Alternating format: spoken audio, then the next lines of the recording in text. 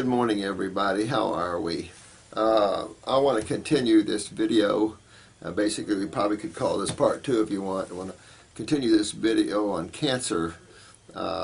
Yesterday, I was kind of putting it out to you pretty strongly there.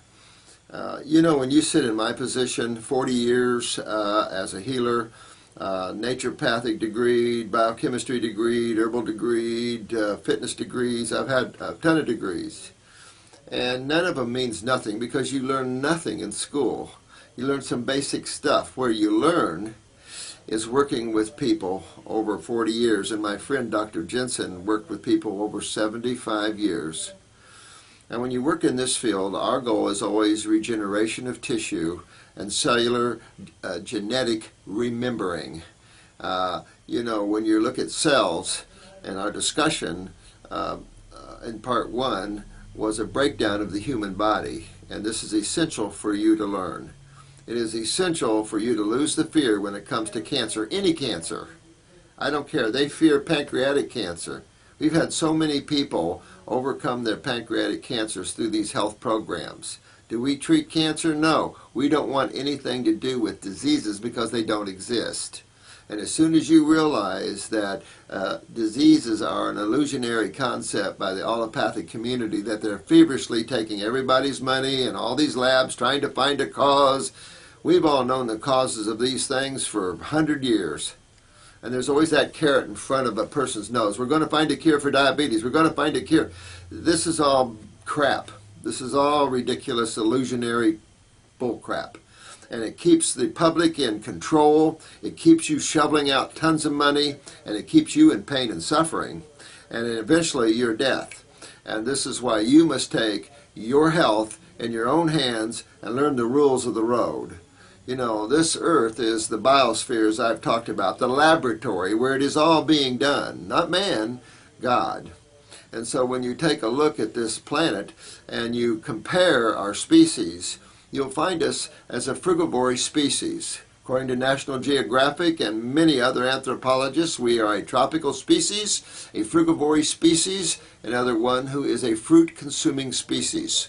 Very important to understand that, because we've kind of traveled or migrated, if you will, from tropical regions into the northern climates. And this has created serious problems. Look at some of these arid countries where you have deserts and very few food sources. Africa, a good case where starvation is all over the place. So man has to turn and understand what species he belongs to and why the foods he's been consuming has been hurting him. Because we don't look at our lifestyles as having any causative factors to our suffering. And I have to laugh at that because it's been hundreds of years that healers around the globe have told man to get away from proteins, to get away from grains, to get away from the crap dairy products, especially after you pasteurize them. Man's the only vertebrate that drinks milk after he's weaned. After age 2, most people around the world can't digest milk anymore because they lose lactase.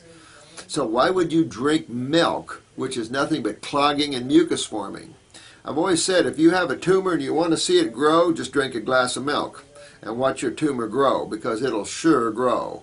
If you have tumors in your body and you want them to grow, just drink dairy products, cheese, ice cream, yogurts, kefirs, milks. These are the most mucosic or mucus-forming foods on this planet. There's nothing healthy about pasteurized milk. The chemistry is so bonded. The body has a very difficult time breaking this apart. Everybody says, drink milk for calcium. What they don't tell you is after you ultra-pasteurize it, you can forget the calcium. It's bonded so tightly with other metals and aminos that your body can't use them. So it becomes a foreign protein. This is why. Plus, who drinks another animal's milk that's 4 or 5 times bigger than they are? The chemistry ratios are totally different in cow's milk than they are in human's milk. Thank you. This is why Dr. Jensen promoted goat's milk. Why would you drink milk after you're supposed to be weaned in the first place? And those babies that come in here with cancer, we've got to get their health issues back in line. We put them on fruit juices. and suddenly their tumors disappear. They start looking healthier. Their brain turns on. Their nervous system turns on, because what people don't realize is the bulk of nutrition in nature is found in the fruits and berries. This is where the bulk of nutrition is, not in the grass, not in the barks, but in the fruits and berries. This is electrical food. This is nutritive food. And so very important, but it's very important that you understand the two sides of chemistry, and that fruits and berries and vegetables are predominantly the base or female side of chemistry. You can't eliminate at the cellular level pounds of cellular acids every day and eat acid food and expect to be healthy and happy, because you're living in the world of the corrosive side of chemistry. And you can't stop an acid with more acids. Oncology has not learned that. Oncology needs to take a trip to the emergency room doctors and have them explain to oncologists why we use normal saline, not just to keep the vein open. There's another reason why we use normal saline, and that is to start the alkalizing process. Because if you don't start alkalizing the body that's full of pain and swelling, they're not going to get rid of the pain and swelling, because the pain and swelling is an acid condition of the human body. It's not an autoimmune problem. Any medical doctor that uses the term autoimmune has no clue about what causes anything. He's living in a surreal world of unconsciousness, because there's no such thing as autoimmune problem. Autoimmune problems exist when no one knows what the problem really is. Oh, diabetes, it's an autoimmune problem. Cancer, an autoimmune problem. You're going to wake up to an extreme ignorant modality, and that is the allopathic community. No offense to you medical doctors in any stretch of the imagination, but last year 1 million deaths occurred under the tutelage of allopathic community. 1 million people died last year, and some people estimate it could be double that. Naturopathically, in our holistic field, none. Now, if you're going to Las Vegas and gambling on your life, and you have a modality that's killed over 1 million people every year, and one that kills none, which one you gonna bet your life on? So this is the thing you've got to wake up to. We've been brainwashed in thinking this narcissistic community of fine, educated people have the knowledge and awareness, and if they don't, we'll soon get it, because we have all these chemists and all these people in the laboratories. The problem is these people are misguided, misled, uneducated, and they don't have the ability to see. They don't have the ability to put everything together. Most of you put together jigsaw puzzles, right, where you have a bunch of pieces and you have a picture to look at. I've always said the allopathic community is trying to put together this jigsaw puzzle of health without the picture. Naturopaths have the picture before, and it's how you look. It's how you're trained to see and look at the body and nature and the laws of nature. We humans break every law of nature there is, from food combinations to physics. We break every law and then wonder why we're sick and suffering. Why half of our money or more. I had a lady with a right breast cancer. They removed her right breast, removed her right kidney, so she can't eliminate on the right side. Her leg swelled up, and she lived in her van in McDonald's parking lots and Walmart parking lots because the medical profession stole all her money from surgery and everything else. She was middle class down to homeless. This is the kind of healthcare system we have, and Obama has forced the Americans to buy into. Is a system that can't cure anything, that makes the world think they're the smartest people on the planet, and yet they are actually the opposite.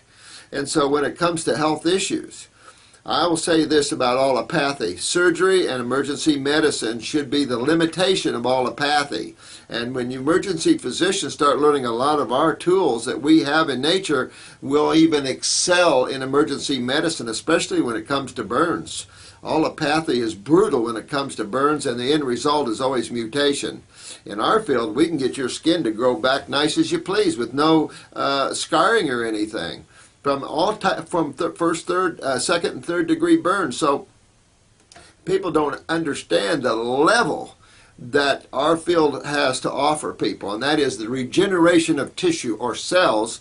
And in that process, you will find genetic remembering of cells. In other words, the genetics, you have to understand genetics in today's world. You have to understand what is genetics and how it affects cells and how it affects your performance, your happiness, and all this. Because genetically speaking, we're losing our bowels, we're losing our kidneys, we're losing our endocrine glands. And that is the bulk of how the body eliminates and functions totally. And we're losing that. Neurologically, we're down like we've never been before. So when we enter surgeries, we go down even more. And we have serious problems from anesthesia. We have serious problems in our world now, in our babies. Like I said, take a look at the obits. Cancer's roaring. So you have people like St. Jude marching these kids in and filling them full of chemo and stuff. No, there's a better way, and you don't have to kill your patients to try to make them better. Does it make sense to kill cells when cells make up your body? Does it make sense that cells that are damaged by acids, which become atypical or cancer cells, and then we use a stronger acid to try to terminate them, do you think your other cells are going to just sit by and say, okay, acid, pass by, and go cake those cells? This is a bunch of crap, and you don't train acids to attack specific cells. That's ridiculous. This is a lot of hype out there. Metastasized cancer, let me tell you, most metastasized cancer is created directly by the allopathic community's use of radiation therapy and chemotherapy. When you damage cells, they become your next cancer. Why would you damage all the cells or potential all the cells of the human body to try to overcome cancer when it creates more cancer? Does it make sense to treat cancer with cancer-causing treatments? I mean, chemo and radiation are the top cancer-causing treatments. And yet, we belly up to that. We march right in and take them in, put a port, let's go.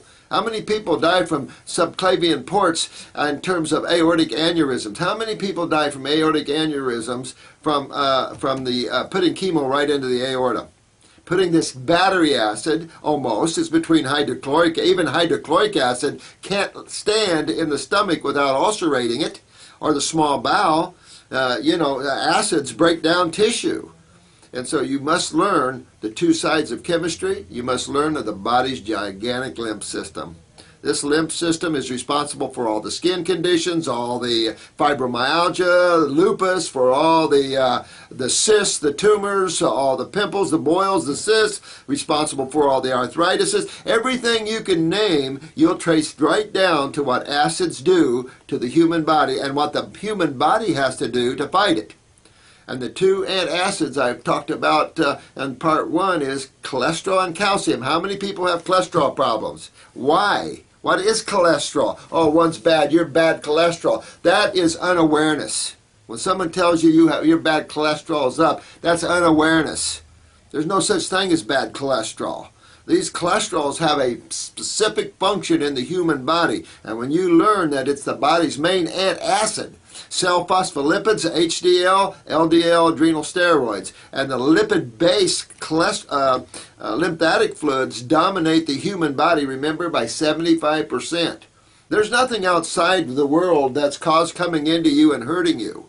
This is everything you're creating in your body, and now you have to learn how to uncreate it. And you can uncreate it, thank God, as you created this. And once you understand this and understand the rules of health, because there are rules to health, we are not omnivores. We cannot eat like billy goats. Omnivores are dogs, hogs, bears, and chickens. And I've not seen too many humans that looks like dogs, hogs, bears, or chickens. If they're anything, we look like primates. And primates are frugivores, a tropical species, and we're more refined than that. There's no other food source that man can deal with. And when you eat a high level of fruit, you'll start to get away even from vegetables.